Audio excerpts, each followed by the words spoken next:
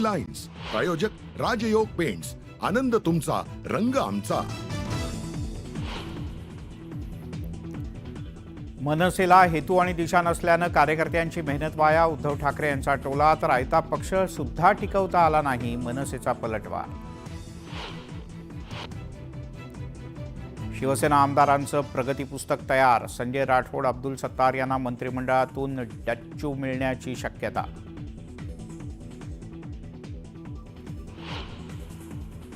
मार्कडवाडीच्या मुद्द्यावरून राजकारण तापलं, शरद पवार यांचा थेट ग्रामस्थांशी संवाद। ईव्हीएमच्या समर्थनासाठी सत्ताधारी आमदारांचं विधान भवनात आंदोलन।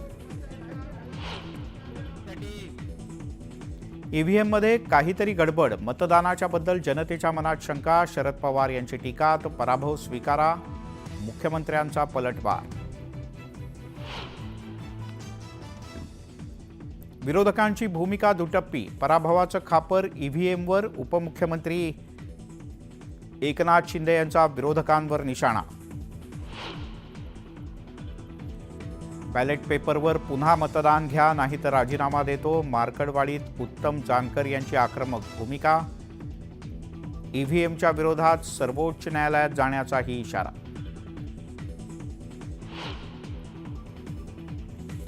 ज्वलंत हिंदुत्व ठरला महाविकास आघाडीत कळीचा मुद्दा। समाजवादी पार्टी, भाजपची बी टीम, आदित्य ठाकरेंची टीका, तर सर्व धर्मांचा सन्मान करा, रईस शेख यांचा पलटवार। आणि चंपाषष्ठीच्या निमित्तानं जेजुरीच्या गडावर महाउत्सव, खंडोबाच्या दर्शनासाठी भाविकांचा जनसागर।